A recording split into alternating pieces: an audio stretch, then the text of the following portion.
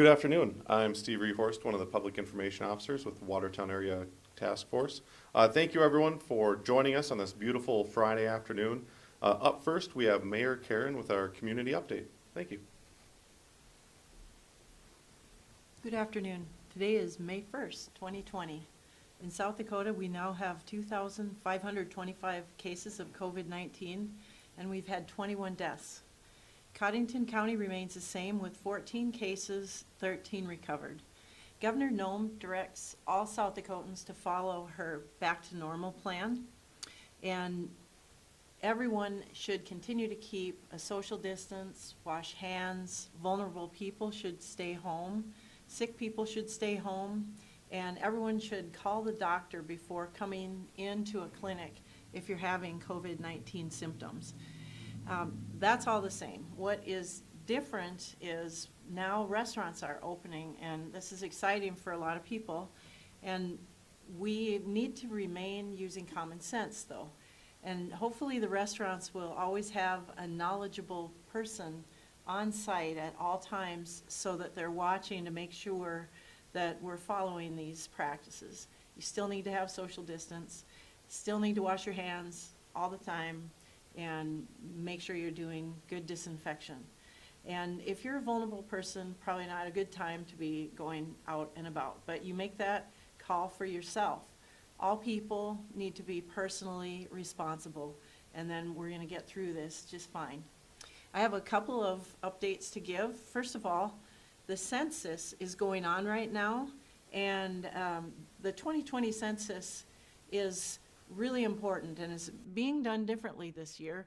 It was going to be done differently this year because we have so much technology, and it's never been easier to respond online, by phone, or by mail. So please do fill out your census information. It's critically important for us to have everyone counted. And this year, because of the COVID situation, that we aren't sending out as many census takers into the community to follow up with people who don't fill out their paperwork. So we want to make sure everyone's counted, and if you get your census paperwork in the mail, please fill it out. If you haven't seen it, please look for it and make sure you follow through with that. We're doing a really good job, actually. South Dakota as a state is ahead of a lot of other states, and within South Dakota, Cottington County is in 4th place for the percentage of people that have already responded to the census. So we're at almost 2/3 of people have already responded to the census.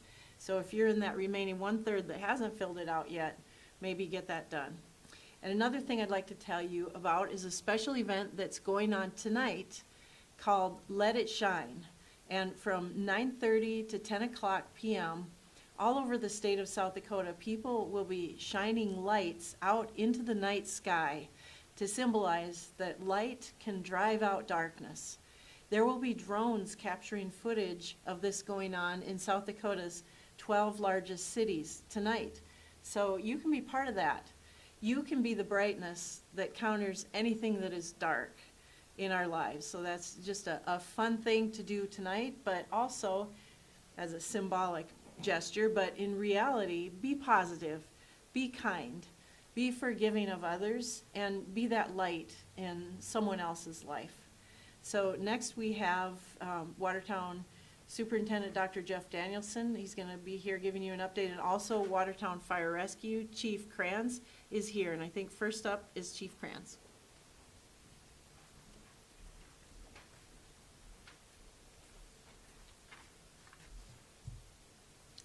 Thank you. Again, my name is Chief Doug Kranz with Watertown Fire Rescue. Just a little bit about Watertown Fire Rescue in general. Moving through this, we provide emergency 911 services for fire and EMS for the city of Watertown as well as the majority of Cottington County. We operate out of 2 stations. We run about 5,400 calls for service a year, and about 2,600 of those 5,400 are EMS calls, ambulance calls. We provide this service to our community with 5 advanced life support ambulances. And currently, both our fire stations are closed to the public, and we've had to change a lot of things on how we're doing business. A lot of challenges in our service, getting adequate PPE and decon cleaning supplies. This is a daily thing for us, as it is with everywhere else. A couple things about that. We are deconning our buildings every day. When our ambulances go out the door, they are fully deconned between every call. We do this for your safety as well as ours, along with we are always wearing PPE when we go out into the public. We are there to protect not only ourselves but you as we're providing service to you. So just know that we will be coming in N95 mask, sometimes coveralls, safety goggles. It's every day it changes a little bit.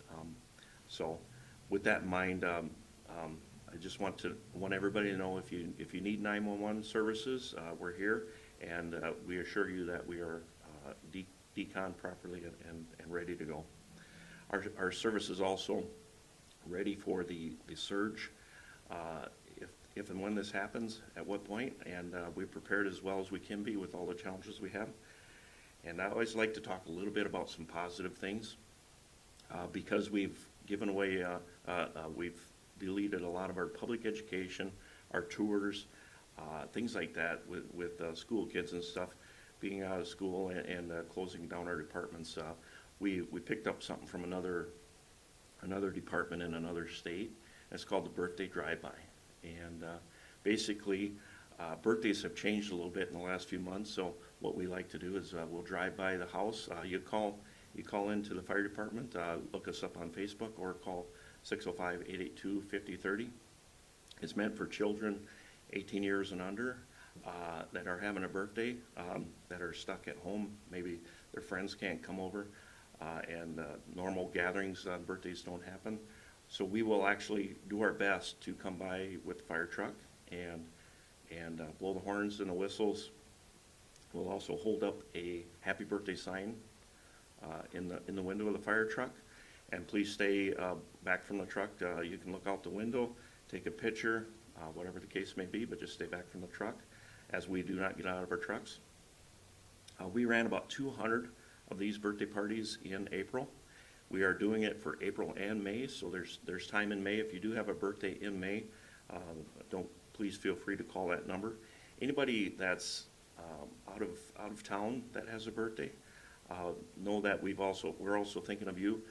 Although we can't go out into the country with our fire trucks, we do have both our stations ready to present you with a happy birthday wish and a sign.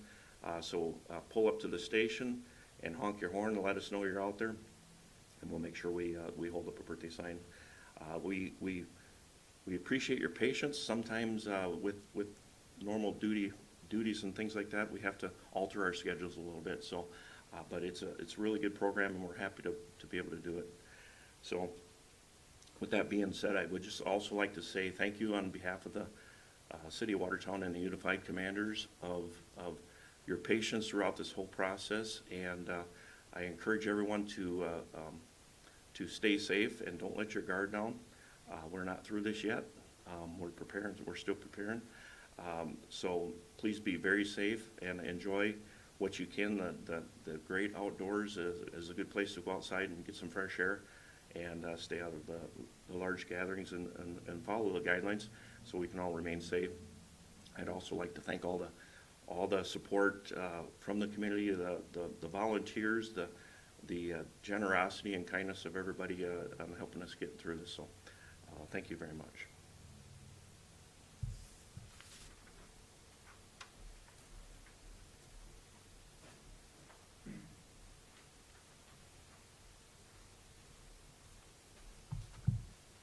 Good afternoon.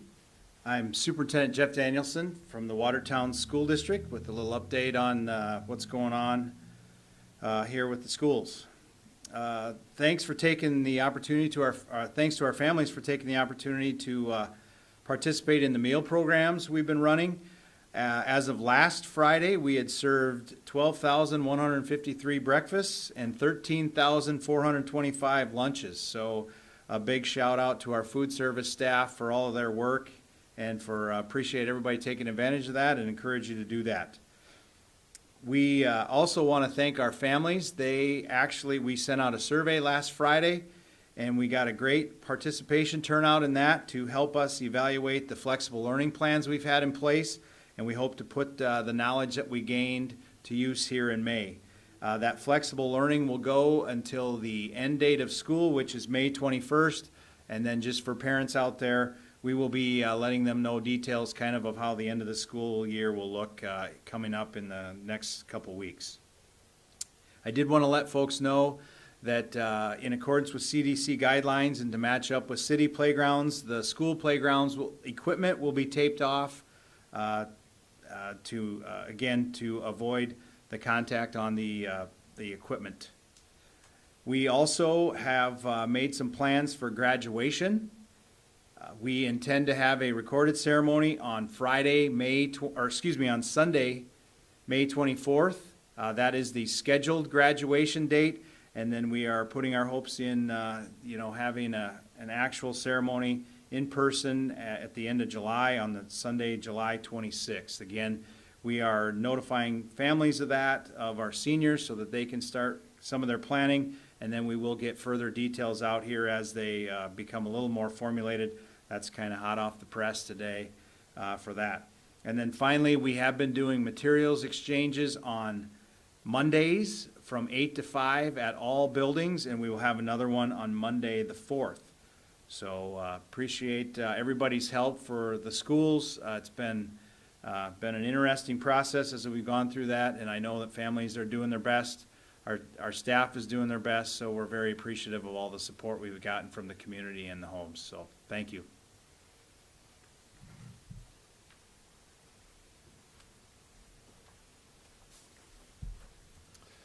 Thank you, Mayor Karen, Chief Kranz, and Dr. Danielson for all your information there. Two things I'd like to mention before we get moving on with questions from the media. First, I'd like to reiterate what Mayor Karen mentioned, the Let It Shine event tonight. Just go out there tonight again from 9:30 to 10 and shine a light up for everyone that's been affected by COVID. For those that are sick, those are the front lines that are providing that crucial care to people in the community. For our students in the community that have had to finish their first school year probably here at home, for the teachers, administrators have had to adjust their schedules. People that are working from home, for those that are not able to work from home, and then those that maybe don't have a job at this time. And then for people that are feeling despair or loss, the point is go out tonight, shine a light, and show your support for those who have been affected by COVID. Find some Christmas lights, find a candle, a flashlight, turn on your front door light, whatever you can find. Shine it tonight. There's going to be aircrafts up there capturing this event. So go out and do that. Set the timer on your phone right now. 9:30, go outside and take part in that great event. Next thing is, starting next week on Monday, we're going to change our briefing dates. And what we're going to do is we're going to be doing these briefings twice a week. We're going to do them once on Mondays and then once on Thursdays. Same time, 3 o'clock p.m. Because of only 2 days a week, we are going to have more presenters during that time. So we'll have lots of great information to hand out on Mondays and Thursdays at 3 p.m. That starts next week on Monday, May 4th. So that ends my information here. At this time, I'll turn it over to the media if there are any questions from the media.